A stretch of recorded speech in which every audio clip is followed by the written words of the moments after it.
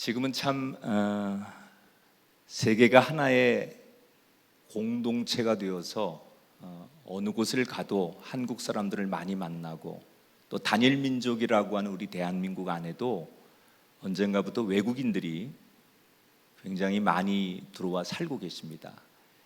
제주에도 많은 외국인들이 와 계시고, 제가 살고 있는 안산에는 특히 대한민국에서 외국인들이 가장 많이 사는 지역으로도 유명한 곳입니다.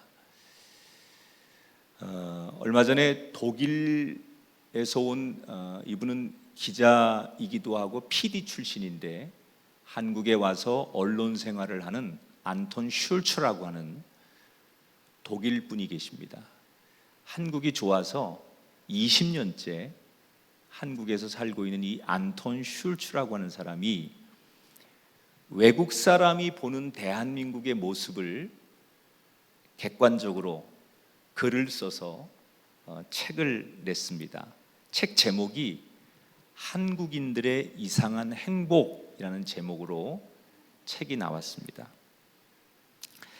제가 이 책을 그냥 한 이틀 훅 하고 다 읽었는데, 내용은 외국인들이 봤을 때 이해가 되지 않는 한국의 모습, 이런 것들을 이 안톤 슐츠라고 하는 사람이 기록을 한 거예요. 예를 들면 이런 겁니다. 대한민국은 세계에서도 가장 성장 속도가 빠른 나라고, 이제 세계 10위권에 들 만큼 부강한 나라가 된 곳이 대한민국이고, 전 세계 한류 열풍이라고 하죠. K-팝이나 드라마, 또 한국 사람들이 뭘 딱 내놓으면 그게 완전히 세계를 지금 평정하고 있는 최신의 트렌드를 주도하고 있는 나라가 대한민국이다. 가장 역동적인 나라인데, 왜 이런 나라가 항상 통계를 내면 행복 지수 같은 것은 OECD 국가 중에 최하이고, 자살률은 전 세계에서 어느 때는 미국이 1위고 어느 때는 한국이 1위고, 하여튼간 이런 것까지 한미 무슨 동맹을 맺듯이 한국은 왜 전 세계에서 자살률 1, 2위를 계속 유지할까? 이렇게 행복한 나라가, 이렇게 부강한 나라가 정작 깊이 들어가 보면 국민들이 행복하지 않고, 또 굉장히 실망도 많이 하고, 그런 통계 수치들이 나오는 걸 보면서 대한민국은 과연 어떤 나라일까, 이런 의문을 이 안톤 슐츠가 이 책에서 제기를 했습니다. 그러면서 이분이 대한민국이 진짜 행복해지려면 이렇게 되었으면 좋겠다라고 하는 외국인이 보는 대한민국의 미래에 대해서도 솔직하게 이 책 속에 자기의 생각을 썼습니다. 저는 독자의 입장에서 이 책을 읽으면서 굉장히 얼굴이 화끈거렸어요. 왜냐하면 너무 정곡을 찌르는 거예요. 마치 감추고 싶은 우리의 좀 추한 모습, 대한민국의 어떤 보여주고 싶지 않은 이런 모습들을 적나라하게 이 외국 사람이 정말 다 끄집어내서 우리에게 보여주는 그런 내용을 읽으면서 굉장히 얼굴이 화끈거리고 부끄러웠습니다. 제가 이 책을 읽고 나서 한참 동안 이런 생각을 했습니다. 맞다. 저도 그렇고 우리 모든 현대인들이 불행해지기를 원하는 사람은 아무도 없습니다. 다 물어보면 행복하고 싶대요. 아이들도, 어떤 기성세대도, 어떤 가정도 소원이 뭐냐고 물어보면, 왜 열심히 공부하고 왜 열심히 일하냐고 물어보면 똑같은 얘기를 합니다. 행복하고 싶어서. 아마 여기 계신 분도 누구도 나는 불행해지고 싶어요, 이런 분은 아무도 없습니다. 지금은 어렵고 힘들지만 내 궁극적인 목표는 나는 행복해지고 싶어요, 이런 모두의 꿈들을 가지고 있습니다. 근데 참 역설적이게도 우리는 행복해지고 싶어서 열심히 살아요. 그리고 그 행복을 대변하는 가장 좋은 단어가 있다면 사람들이 뭐라고 얘기하느냐? 천국과 같은 삶을 살고 싶대요. 예수 믿는 사람들에겐 천국이 어떤 곳인지 알지만 굳이 예수를 믿지 않는 사람에게도 행복의 가장 궁극적인 단어를 이야기할 때 천국과 같은 삶을 살고 싶어요. 그런데 여러분, 참 아이러니하게 천국과 같은 행복을 원하는 우리들이 그 천국을 누리고 싶어서 열심히 살아가다 보니 많은 사람들이 이 안톤 슐츠라고 하는 사람이 얘기한 것처럼 지옥과 같은 삶을 살고 있다는 거예요. 행복을 위해 천국과 같은 삶을 살고 싶어서 열심히 살았을 뿐인데 정작 내 삶은 지금 지옥과 같은 삶을 살고 있다는 거예요. 도대체 왜 이런 문제가 나온 것이고 어디서부터 우리의 문제는 잘못된 것일까? 저는 사람들이 정말 나는 우리 가정이 됐든 일터가 됐든 내가 만나는 친구가 됐든 간에 천국과 같은 곳에서 살고 싶어요, 천국처럼 살고 싶어요 라고 얘기하는데 왜 우리는 지옥과 같은 삶을 살고 있을까?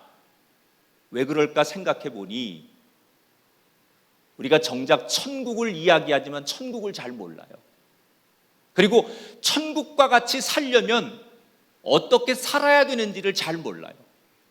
그냥 너무 막연하게 천국처럼 살고 싶고 그렇게 행복해지고 싶어요 라고 말은 하지만 행복해지려면 어떻게 해야 되고 천국이라고 하는 것은 어떤 곳인지를 정작 모르기 때문에 말로는 천국을 얘기하지만 천국을 누리지 못하는 것이다. 그래서 천국이 뭘까 도대체? 많은 그동안 인류의 역사에 많은 작가들이 또는 많은 사상가들이 많은 학자들이 파라다이스, 천국, 좋은 곳 이런 것을 많이 얘기하지만 사람들이 얘기하는 천국 말고 그 천국의 주인 되시는 분이 얘기하는 천국 얘기를 들어보면 어떨까? 그죠? 천국의 주인, 천국을 우리에게 주시는 그분이 얘기하는 천국을 우리가 알아야 그분이 하는 얘기가 가장 천국을 잘 아는 얘기인데 사람들이 하는 얘기만 듣고 천국을 오해할 수 있겠다. 그래서 오늘 저는 천국의 주인 되시는 예수님이 말씀하시는 천국 이야기를 여러분과 함께 나눠보려고 합니다. 오늘 마태복음 20장의 말씀 아까 목사님이 읽어주셨는데 이 마태복음 20장 정도 오면 예수님께서 공생의 3년을 지내다가 마태복음 20장 정도가 오면 예루살렘에서 십자가를 지기까지 한 달 정도의 여정이 남습니다. 그러니까 쭉 예수님이 오셨다가 이제 앞으로 한 달 정도 있으면 십자가를 지시는 유월절을 맞이해서 십자가를 지시는 그 역사에 쭉 우리가 그 연도별로 계산을 하면 그 시점에 예수님이 오신 거예요. 그동안 제자들에게 많은 하나님의 나라를 가르치고 예수님이 이 땅에 오신 목적을 가르치고 쭉 하다가 이제 예수님도 한 달 정도 뒤에 예루살렘에 올라가 하나님이 맡기신 십자가를 진다는 것을 알고 계셨기 때문에 제자들과 함께 지낼 수 있는 시간이 많지 않다는 걸 아셨어요. 그래서 본격적으로 예수님께서 이 제자들에게 가장 중요한 천국에 대한 이야기를 계속 가르치기 시작해요. 그래서 오늘도 예수님께서 그 일환으로 천국이 어떤 곳인지를 제자들에게 가르치기 위해서 오늘 유명한 비유의 말씀을 시작하십니다. 이 의도는 예수님께서 제자들에게 예수님이 떠나간 뒤에 제자들이 이 천국에 대해서 정확히 알고 더 많은 사람들에게 이 천국을 예수님이 전한 것처럼 전하게 하기 위해서 천국이 어떤 곳인지를 예수님이 가르쳐 주시는 거예요. 자, 천국이 어떤 곳인지를 오늘 비유를 통해서 설명하셨는데 1절에 보니까 이렇게 이야기합니다. 천국은 어떤 곳이냐? 마치 품꾼을 얻어 포도원에 들여보내려고 이른 아침에 나간 집주인과 같으니. 자, 첫 마디가 뭐예요? 천국은 이런 곳이다. 천국은 이런 분이 계신 곳이다. 이렇게 정의하는 거예요. 자, 이게 무슨 얘기입니까? 예수님이 천국을 소개하는데 이렇게 비유 이야기를 들려주시는 거예요. 어느 마을에 엄청나게 큰 포도원을 운영하는 주인이 있었어요. 아주 큰 포도원인데 아마도 추수할 때가 되었는지 정확히 성경에 표현은 안 하지만 그냥 성서학자들은 이 포도원 주인이 추수할 때가 되어서 열매를 따야 될 때쯤이었을 것이다, 이렇게 추측을 합니다. 이 포도원 주인이 아침 6시에, 우리가 현대 사회에도 왜 인력 시장에 나가면 아침에 일을 하기 위해 하루 노동으로 일당을 하는 분들이 모여있는 인력 시장이라는 게 있어요. 이게 헬라어로는 아고라라고 하는데, 아고라라는 말은 원래 광장이라는 뜻이거든요. 원어에 보면 큰 광장에 예수님 당시에도 일을 하기 위해서 많은 사람들이 모여 있는 거예요. 거기에 이 포도원 주인이 아침 6시에 포도밭에서 일할 수 있는 사람들을 뽑으려고 나간 거예요. 자, 굉장히 많은 사람들이 일을 하려고 서 있는데 제한된 사람만 뽑히는 겁니다.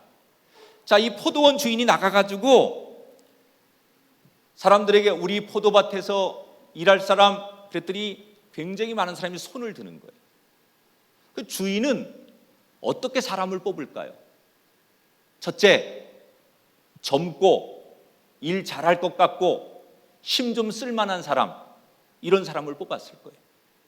그리고 그런 사람들 가운데 다시 물었을 거예요. 혹시 포도밭에서 일해본 경험이 있습니까? 농사 져봤습니까? 그래서 그런 경험이 있고 일을 익숙하게 잘할 수 있는 사람들, 젊고 힘 쓸 줄 알고 농사 경험이 있고 포도를 수확해 본 경험이 있는 그런 사람들을 하나하나 뽑아가지고 결국 이 주인이 그런 사람을 채용해서 포도밭으로 들여보내는 거예요. 그러면서 뭐라고 약속을 하느냐? 아침 6시니까 지금부터 12시간 저녁 6시까지 일을 하면 당시에 노동자들이 하루 동안 받는 품삯인 한 데나리온을 주겠다라고 약속을 했어요. 자, 여러분, 아침 6시에 제일 먼저 뽑힌 사람들은 어떤 사람들입니까? 하루에 일당을 벌기 위해 모인 수백 명, 수천 명 중에 그 경쟁에서 뽑힌 그 사람들 안에서는 1등이 된 사람들이에요. 주인이 마음에 들어서 뽑은 사람들이니까 제일 먼저 뽑힌 복받은 사람들이죠. 이렇게 해서 아침 6시에 포도밭에 사람들을 들여보낸 거예요. 그런데 이 주인이 오전 9시가 되었는데 다시 인력시장에 나갔어요. 왜 오전 9시에 인력시장에 또 나갔을까요? 6시에 사람들을 들여보냈는데 이 사람들 가지고는 일이 안 되는 거예요. 일은 너무 많은데 이 사람 가지고는 안 될 것 같으니까 추가로 사람들을 또 들여보내야 되는 거예요. 그래서 9시에 인력시장에 나갔더니 여전히 많은 사람들이 일감을 찾기 위해서 모여 있길래 다시 이 주인이 또 사람들을 뽑아가지고 포도밭에 들여보냅니다. 근데 여기서 우리가 의아하게 생각하는 게 하나 있습니다. 그게 뭐냐면 이 주인은 그냥 단순하게 농사를 짓는 사람이 아니라 굉장히 큰 포도원을 운영하는 주인이에요. 그래서 보통 예수님 당시에는 그런 큰 포도원을 운영하면 밑에 매니저, 관리인을 두게 돼 있어요. 그리고 그 관리인이 웬만한 일을 다 진두지휘하고 광장에 나가서 그날 일할 사람도 다 뽑아오고 그 사람한테 일당 주는 것도 그 사람이 하고 주인은 그냥 보고만 받는 게 가장 상식적인 얘기예요. 그런데 관리인이 해야 될 일을 주인이 직접 나가서 사람도 뽑아오고 일당도 얼마 주겠다고 약속을 하는 거예요. 왜 그랬을까요? 이 주인은 도대체 왜 그랬을까요? 자기 관리인이 다 하면 되는 일을 왜 굳이 주인이 나서서 그렇게 일을 도와준 걸까요? 이 주인은 대단히 착한 사람이에요. 이렇게 보니까 관리인이 쩔쩔매는 거예요. 관리인에게 모든 걸 다 맡겼지만 이 관리인이 현장에서 진두지휘도 해야 되는데 저 광장에 나가 사람도 또 뽑아와야 되고 계속 일을 시키고 할 일이 너무 많은 걸 주인이 본 거예요. 주인 눈에는 이 관리인이 쩔쩔매고 막 애쓰는 모습이 보이니까 안쓰러운 거예요. 그래서 비록 내가 주인이고 관리인에게 월급을 주고 책임을 다 맡겼지만 이 주인은 마음이 착한 사람이기 때문에 저 관리인이 너무 힘드니까 내가 좀 도와줘야지, 그런 마음으로 관리인을 대신해서 인력시장에 나가서 사람을 뽑아주는 거예요. 저는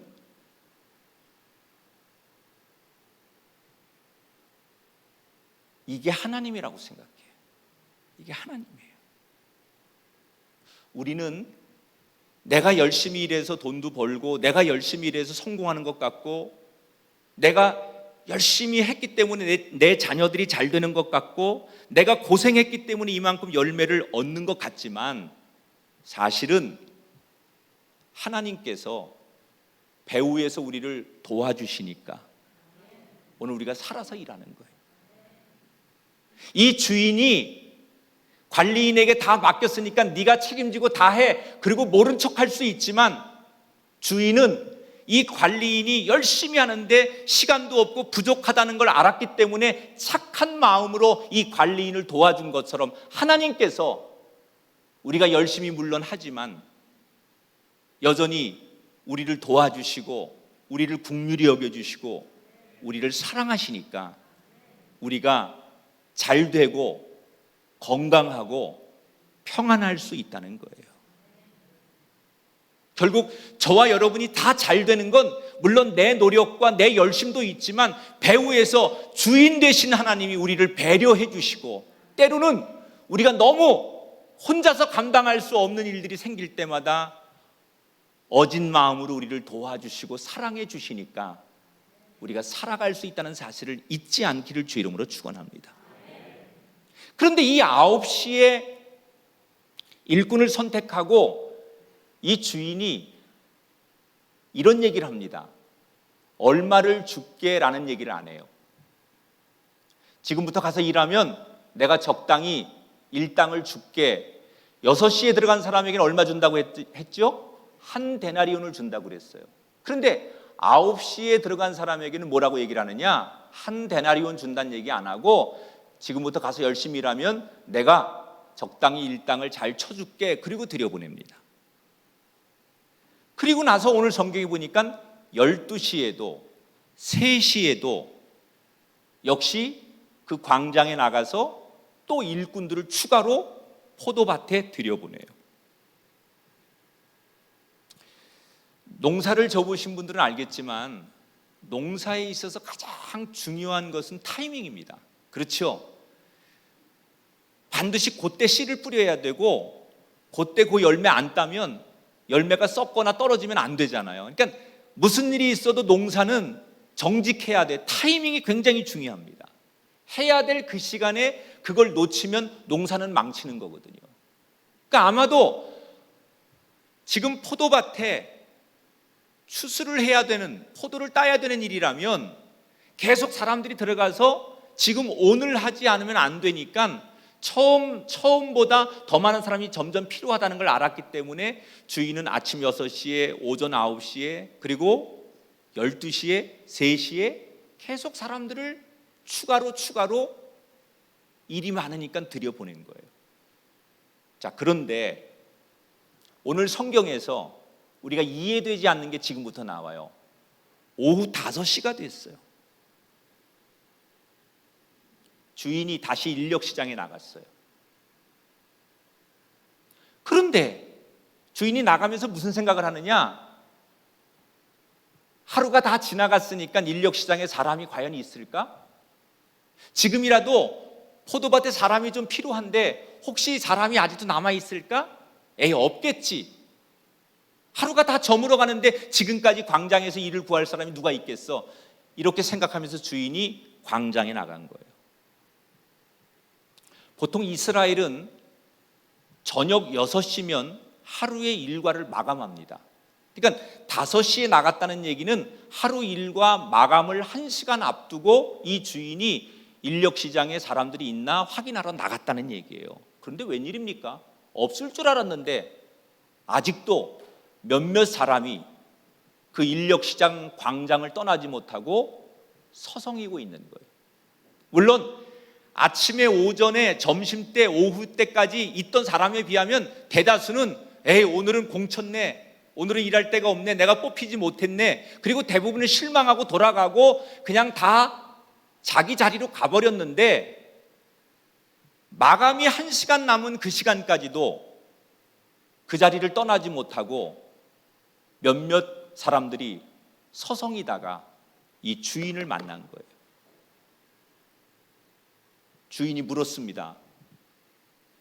아니, 하루가 다 마감되는 시간인데 왜 당신들은 무슨 기대를 가지고 아직도 여기에 서성이고 있습니까? 그랬더니 마감을 1시간 앞두고까지 남아있던 광장에 그 일꾼들이 주인을 보면서 울먹이는 목소리로 이렇게 얘기하는 사람이 있었어요. 주인님, 우리는 하루 벌어서 하루 먹고 사는 사람들인데 집에 가면 나만 바라보는 아내와 나만 바라보는 아이들이 있습니다.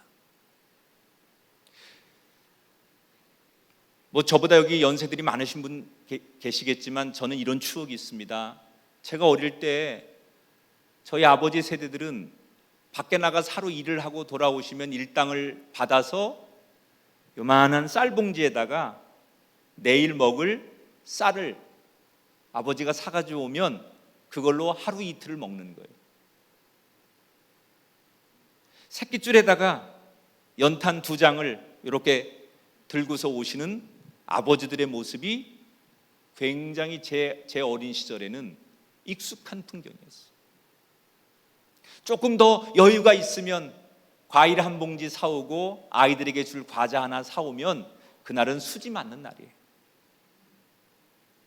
변변한 기술과 직업이 없는 우리 아버지 시대에 이 도시로 온, 농촌에서 도시로 온 사람들이 직업도 일할 데도 없으니까 그렇게 일당을 벌어서 하루하루 자식을 가르치고 가정을 이끌어가던 아버지들의 모습을 바라보며 산 세대가 제 세대입니다.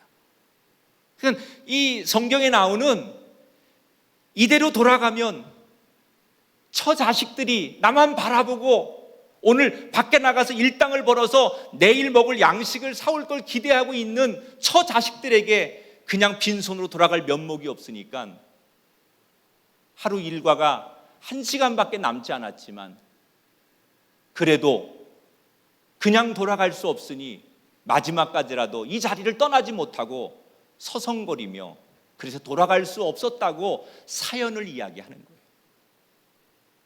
이 주인이 그들의 이야기를 다 듣더니 1시간밖에 남지 않았지만 내 밭에 가서 일을 하라고 그들도 포도원에 들여보냈어요.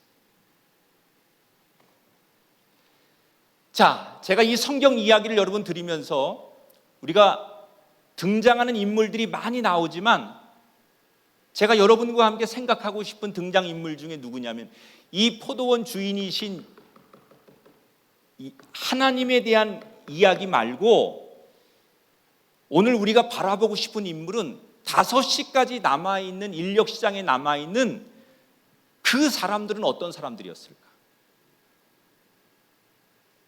아침 6시부터 일을 구하려고 인력시장에 모여있던 그 많은 사람들 속에서 오후 5시까지 일을 구하지 못하고 남아있는 이 사람들은 어떤 사람들입니까?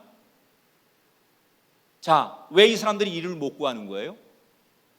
나이가 먹었거나 힘을 잘 못 쓸 것 같거나 경험이 없거나 농사를 잘 못 짓는 사람이거나 대부분 그런 사람들 아닙니까? 일을 시키는 주인의 입장에서 봤을 때는 기술이 안 좋거나 일할 만한 조건을 갖추지 않은 사람들이니까 주인이 못 뽑는 거예요. 아니, 지난번에 써보니까 저 사람 불성실해, 소문이 안 좋아, 주변 사람들과 어울리지 못하는 사람이야. 그러니까 주인의 입장에서는 그런 사람이기 때문에 이런 사람들을 쓸 수 없어서 아침부터 9시, 12시, 3시까지 이 사람들은 계속 밀려서 오후 5시까지 아무에게도 선택되지 못한 사람들이에요. 이런 사람들을 뭐라고 말해요? 패배자라고 말해요. 거절당하는 사람이라고 말해요. 아니, 이런 사람들을 가리켜서 우리는 실패자라고 해요. 경쟁에서 밀리는 거죠. 똑같은 조건인데 주인의 입장에서는 일 잘할 사람, 젊은 사람, 힘 좋은 사람, 농사 짓는 경험 있는 사람, 성품 좋은 사람, 말 잘 듣는 사람, 이런 사람들 속에서 경쟁하다 보니 밀려서 뽑히지 못한 이 5시의 인생들은 실패자고 쓸모없는 사람이고 더 이상 누구도 주목하지 않는 인생들이에요. 그런데 이 5시의 인생들이 오늘 성경에 딱 잘한 게 하나 있어요. 기술도 없고 능력도 없고 경험도 없고 경쟁에서 계속 밀릴 수밖에 없는 조건과 상황을 가진 사람들이지만 이 5시의 인생들이 정말 잘한 게 하나 있어요. 그게 뭔지 아십니까? 그 자리를 떠나지 않고 버텼다는 거예요.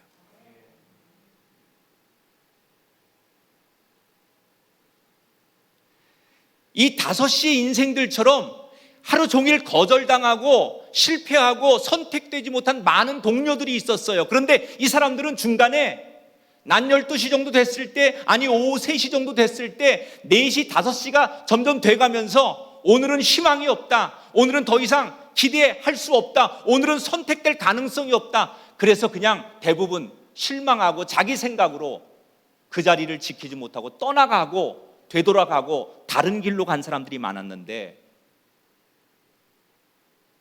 이 사람들은 하루가 끝나는 시간 1시간 전까지 자기들이 있어야 될 이 자리를 떠나지 않았어요. 그 이유가 가족에 대한 책임감 때문이었든지, 아니면 자신의 생존이 너무 간절해서였든지, 아니면 어디 갈 데가 없어서였는지, 그 이유는 잘 모르겠지만 분명한 것은 5시가 될 때까지 이 사람들은 그 자리를 떠나지 않았다는 거예요. 사람들이 계속 자기를 거절하고 자기를 거부하고 자기를 인정해 주지 않았지만 마지막 1시간이 남을 때까지 마음속에 작은 불꽃과 같은 기대를 가지고 있었어요. 비록 하루가 끝나지만, 나는 계속 거절당하지만, 그래, 마지막까지 혹시 단 1시간이라도 일할 수 있다면 마지막 시간까지 기다려보자. 남들처럼 한 데나리온은 아닐지라도 남들이 받는 한 데나리온의 10분의 1만이라도 좋으니까 내가 1시간만이라도 일할 수 있다면 그 1시간의 기회를 얻기 위해서 쉽게 포기하거나 되돌아가지 않고 있어야 될 그 자리를 지키고 머물렀고 견디고 버텼기 때문에, 그랬더니 주인이 우연히 나온 그 시간에 그 사람들의 사연을 듣고 그 사람들에게 은혜를 베풀어서 일할 수 있도록 했다는 거예요. 여러분, 이 5시의 인생들이 일할 수 있는 기회를 얻은 건 뭡니까? 그 자리에서 버텼기 때문이에요. 다른 사람들처럼 좌절하고 싶고, 다른 사람들처럼 포기하고 싶고, 다른 사람들처럼 일찍 돌아가고 싶었지만,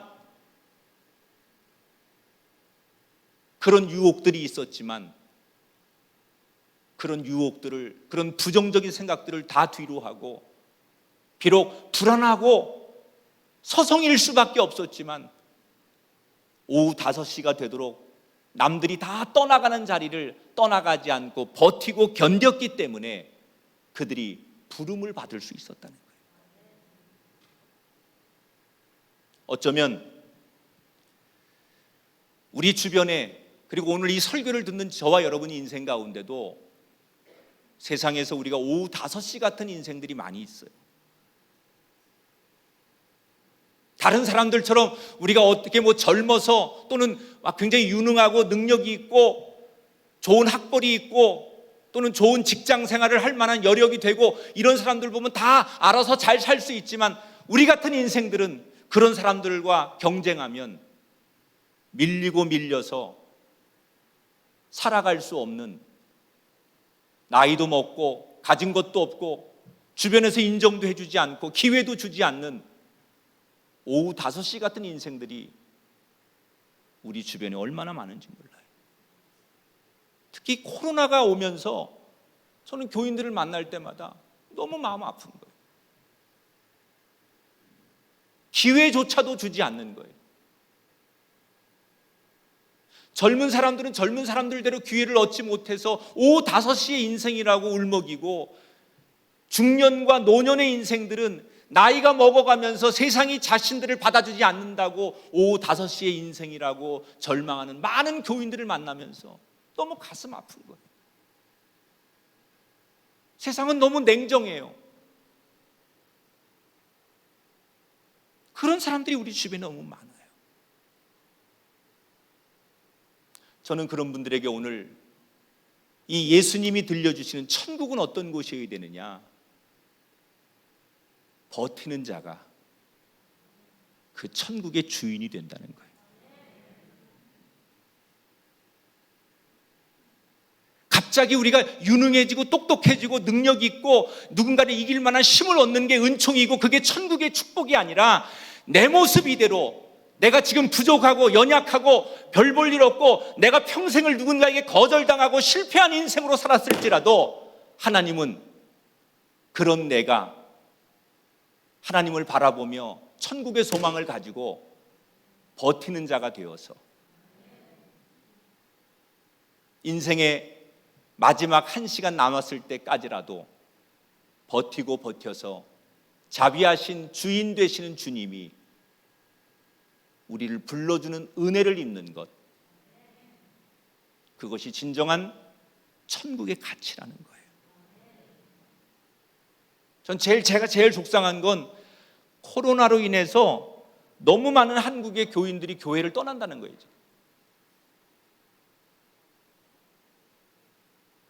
여러분, 우리가 100년 이상 한국 교회가 선교하고 복음을 전하면서 100년 이상 동안의 한국 교회를 읽어왔는데 코로나 2년 동안 100년 동안 지어놓은 그 성과 같은 한국 교회가 코로나 2년 동안 와르르 무너졌어요.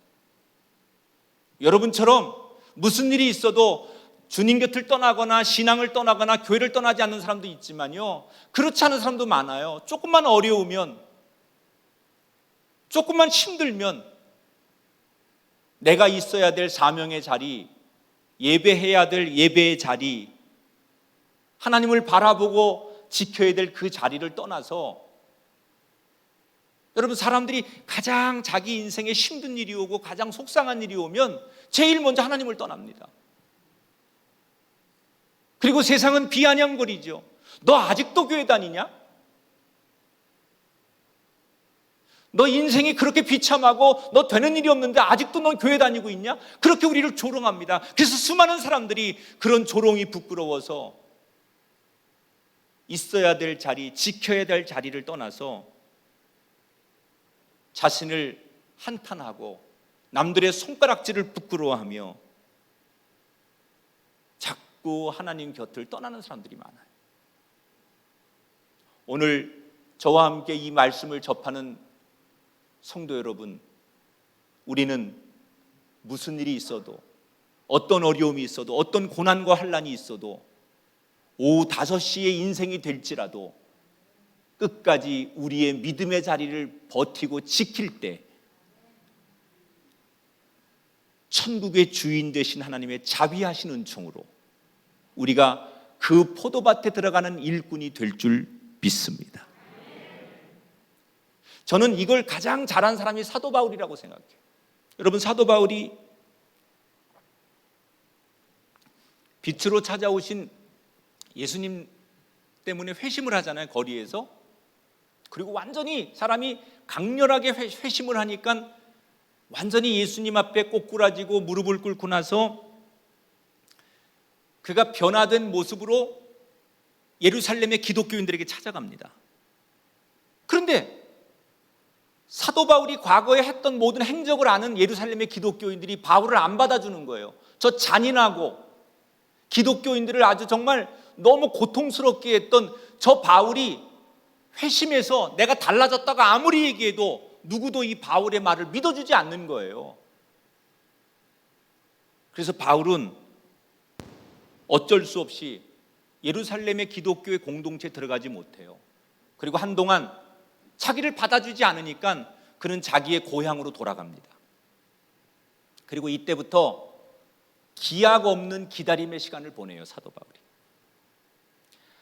성서학자들이 사도 바울이 그 기약 없는 기다림을 고향에 가서 했는데 그 고향이 어디다 조금씩 달라요, 말하는 학자들마다. 그리고 그 기간과 그 기간 동안 뭘 했는지에 대해서도 학자들마다 견해가 조금 달라요. 다양한 의견을 내나요? 그러나 공통적으로 인정하는 게 있어요. 그게 뭐냐? 어느 자리에서 몇 년을 어떻게 그가 지냈는지에 대해서는 조금 다른 의견이지만 가장 공통적인 의견은 하나님의 부르심을 기다리며 믿음의 자리를 지키고 버텼다는 거예요. 사람들이 자기를 거절하고 예루살렘 공동체가 사도 바울을 인정해주고 받아주지 않는다고 해서 실망하고 떠나간 게 아니라 언젠가 내 진정을 알아주고 나를 불러줄 그날을 위해서 사도 바울은 그 수모를 당하며 기약 없는 기다림으로 버텼다는 거예요. 버티고 또 버텼더니 어느 날 이방 선교의 사명을 감당할 사람이 필요했을 때 하나님 눈에 사도 바울이 들어오는 거예요. 그래서 고향 땅에 자기 믿음의 자리를 지키고 버틴 사도 바울을 하나님이 선택해서 초대교회, 기독교 역사에 가장 위대한 전도자로 사도 바울을 사용한 거예요. 여러분, 강한 사람이 이기는 게 아니라 버티는 사람이 승리하는 줄 믿으시기 바랍니다. 여러분이 어떤 실패를 했던 어떤 인생을 살아왔던 그건 중요하지 않습니다. 하나님이 네가 과거에 어떤 일을 했지, 너는 어떤 실패를 했지, 네가 어떤 짓을 했지, 이걸 묻지 않습니다. 그럼에도 불구하고 믿음의 자리를, 하나님 앞에 자리를 떠나지 않고 버티는 여러분들을 하나님은 손 내밀어 잡아주시는 줄 믿습니다. 지금은 때가 아니에요. 그러나 하나님이 반드시 버티고 기다리는 우리들에게 1시간밖에 남지 않은 그 시간이라도 우리에게 반드시 손을 내밀어 불러주시고 기회를 주시고 은총을 허락해 주실 줄 믿습니다. 우리 모두는 정말 천국을 누리길 원한다면 버티는 자가 돼야 돼요. 그래야 천국의 주인이 될 줄 믿습니다. 자, 비유를 계속 볼게요. 자, 이제 6시까지 일이 끝났어요. 관리인이 오늘 일한 사람들을 줄을 쫙 세웁니다. 그리고 이제 돈을 주는 거예요. 그런데 이상한 건 5시에 들어온 사람부터 돈을 주는 거예요. 쭉 줄을 세워놓고 5시에 들어온 사람한테 돈을 일당을 주는데 1시간 일한 사람한테 얼마를 주느냐? 한 데나리온을 주는 거예요. 하루 종일 일한 품삯 한 데나리온을 주는 거예요. 이 관리인이 마음대로 준 게 아니에요. 주인이 그렇게 주라고 하니까 관리인은 주인의 뜻대로 한 데나리온을 주는 거예요.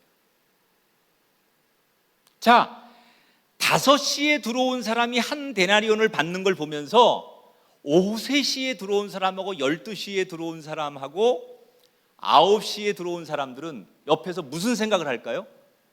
아니, 1시간이라고도 한 데나리온을 받는 저 사람을 보니까 우리는 저것보다 더 많은 걸 주겠지, 은근히 그런 기대감이 생기는 거예요.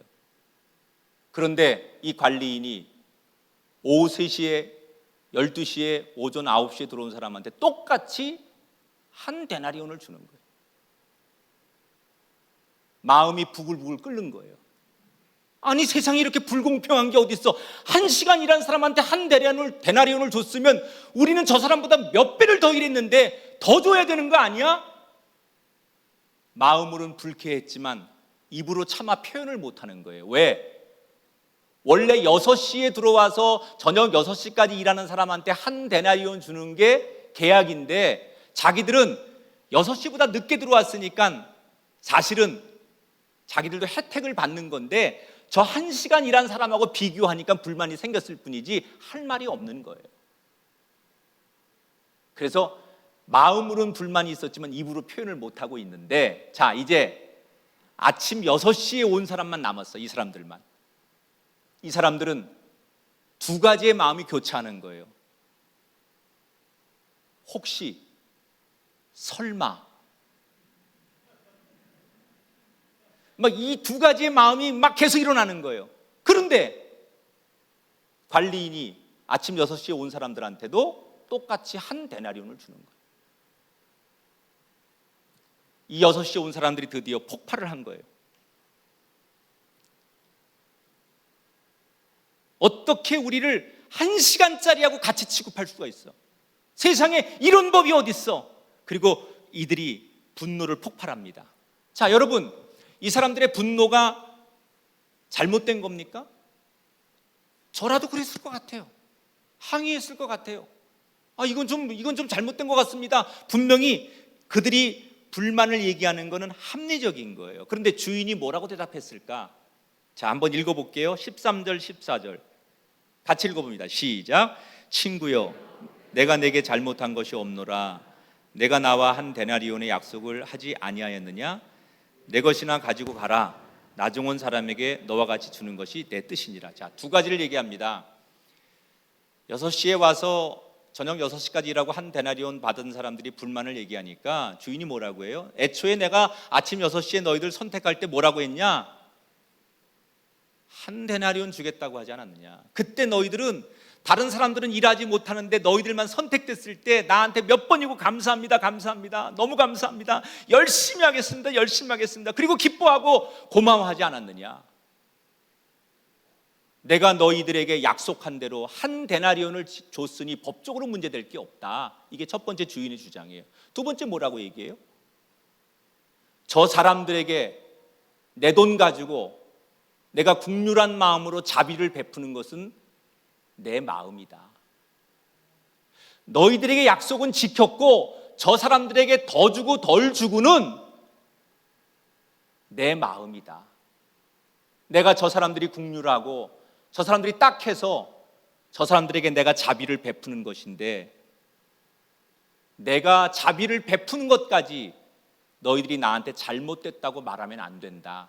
주인의 얘기는 그거예요. 자, 여러분 보십시오. 아침에 그 인력시장에 엄청나게 많은 사람들 가운데 그 포도밭에 6시에 들어가서 뽑히는 몇 사람들이 뽑혔을 때 이 사람들은 만세를 부르고, 야, 이 많은 사람들이 뽑히지 못했는데 나는 오늘 일할 수 있게 되었고 한 데나리온을 받을 수 있고 내가 저 포도밭에 들어가서 인정받을 수 있다는 것 때문에 너무 감사하고 감격하고 신나고 고마워했던 사람들이. 그런데 저녁 6시가 되어서 이들은 그 아침에 감사와 감격과 기쁨이 없어지고 주인에게 짜증을 내고 불만을 표시하고 스트라이크를 일으켰어요. 왜 그랬죠? 여러분, 이걸 심리학에서 비뚤어진 관점이라고 하는데, 이 불만을 표시하는 아침 6시의 일꾼들은 주인이 선을 베푸는 일을 악하게 보는 거예요. 이 주인은 정말 불쌍한 사람들, 오갈 데 없는 사람들, 그리고 이 사람들이 오늘 일당을 벌어서 가지 못하면 그 집에 처자식들이 굶을 수밖에 없는 그 딱한 사정 때문에 자비를 베풀고 선행을 베푸는데, 이 6시의 사람들이 주인이 베푸는 옳은 일, 사랑의 일, 선한 일을 비뚤어진 관점으로 보는 거예요. 이 사람은 착한 일을 하는데 이 사람을 나쁘게 보는 거예요. 이 주인이 나빠서가 아니라 이 주인을 바라보는 관점이 잘못됐다는 거예요.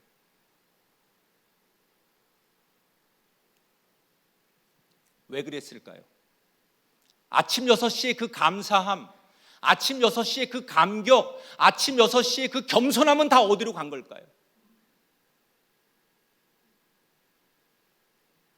하루가 지나면서 그들을 이렇게 만든 건 뭐지요? 내 기준, 내 계산, 특별히 남과의 비교. 이것으로부터 이 사람들은 그 아침의 기쁨, 아침의 감격, 내가 오늘도 일할 수 있음에 대한 감사, 이런 걸 하루 만에 다 빼앗긴 거예요. 지금 이 아침 6시에 일한 사람들에게 가장 중요한 것은 저 사람들에게 주인이 어떻게 하든 저 사람들이 얼마를 받든 그 비교하는 게 문제가 아니에요. 계산할 필요 없어요. 주인이 아침 일찍 제일 먼저 나를 선택해 줬고, 주인이 나를 인정해 주었고, 주인이 나에게 기회를 주었기 때문에 그 아침의 기쁨을 저녁 때까지 가지고 있어야 돼요. 때로는 우리가 이 아침 6시의 인생처럼 분명히 우리 모두가 받은 복이 너무 많은데 다른 사람들을 시기하느라고, 다른 사람들을 비교하느라고 내가 받은 복을 계산하지 못하는 우리들이 얼마나 많은지 몰라요. 여기 여러분 건강하신 분들, 병원에서 시한부 판정을 받거나 병마와 싸우는 분들에 비하면 여러분은 감사할 게 너무 많은 분 아닙니까? 우크라이나에서 지금 전쟁으로 죽어가는 어린아이들과 그 전쟁으로 고통스럽게 살아가는 그 땅의 백성들에 비하면 우리가 비록 남북이 갈라져 있지만 전쟁 없이 살고 있는 오늘을 너무 감사해야 되는 거 아닙니까? 그런데 내가 누리는 것, 내가 만족해야 될 것에 대해서 감사하는 게 아니라 굳이 비교하는 거예요. 그래서 내가 마땅히 하나님 앞에 감사하고 감격해야 될 상황을 나도 모르게 다 빼앗겨 버리기 시작하는 거예요.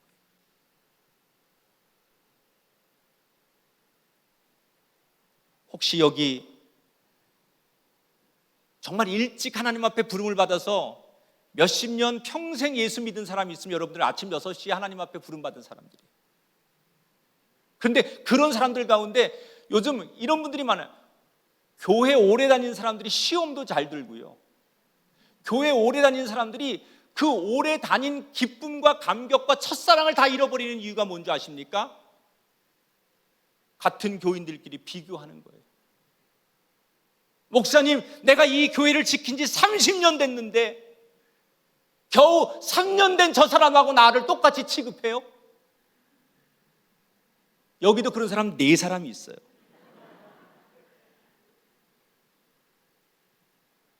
내가 정말 처음 예수 믿어서 나 같은 죄인을, 나 같은 인생을 구원해 주시고 건져 주신 그 주님의 은혜와 사랑이 너무 놀라워 그저 울먹이고 감격하고 기뻐하고 그랬던 우리의 첫사랑은 다 사라지고 어느 순간 너무 오랜 시간 교회를 다니다 보니까 남들과 비교하면서 내가 이 교회에서 내가 저 사람들보다 얼마나 많이 헌신하고 수고했는데 이렇게 계산하면서 저 사람은 잘 되고 저 가정은 잘 되는데 더 열심히 수고하고 더 열심히 봉사한 나는 왜 이래?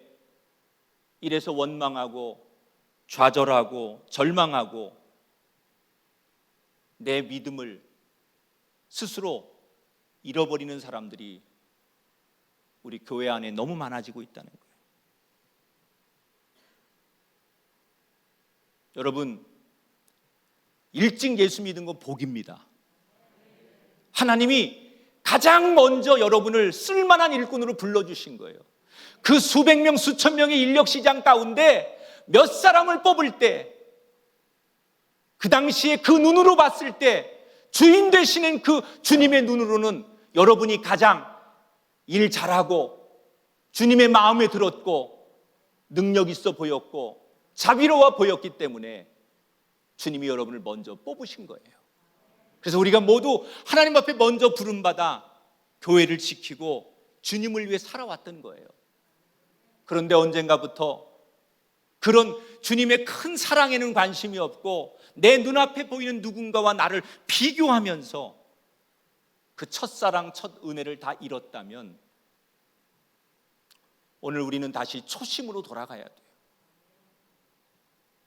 누구와도 비교하지 말고 그 많은 사람들 가운데 나의 이름을, 나의 영혼을 먼저 불러주신 그 주님의 은혜로 그때의 감격으로 돌아가면 우리의 삶은 여전히 천국을 누리게 될 줄 믿습니다. 여러분, 천국은 우리의 기준으로 만드는 게 아니에요. 아까 1절에서 이 비유를 얘기하실 때 천국은 이라고 정의를 하고 천국은 이런 곳이다 라고 예수님이 설명하셨듯이 천국은 우리의 기준으로 천국이 되는 게 아니에요. 천국의 기준은 그 천국의 주인이신 하나님의 기준에 의해서 만들어지는 거예요. 그러므로 제발 나의 기준, 우리의 기준으로 높고 낮음을 선택하지 마시고 하나님의 기준으로 먼저 부름받았으면 먼저 부름받은 것에 대한 감격으로 어쩌다 보니 세상에서 밀리고 밀려서 계속 실패해서 나는 세상에서 꼴찌가 되고 더 이상 오갈 데 없는 비참한 인생이 되고 아무도 주목하지 않는 인생이 됐을지라도 하나님이 나를 불러주실 것을 기대하며 인생의 마지막 숨이 다하는 날까지 그 자리를 지키고 버틸 때 하나님의 자비하신 은총이 우리를 아무 공로 없지만 우리를 그 천국으로 불러주시는 그 은혜를 경험하게 될 줄 믿습니다. 똑똑한 사람도 하나님의 사랑을 받아야 하고 실패하고 힘없는 사람도 하나님의 은총과 자비를 받을 수 있다는 사실을 기억하면서 우리 모두 오늘 이 예수님이 가르쳐 주신 천국은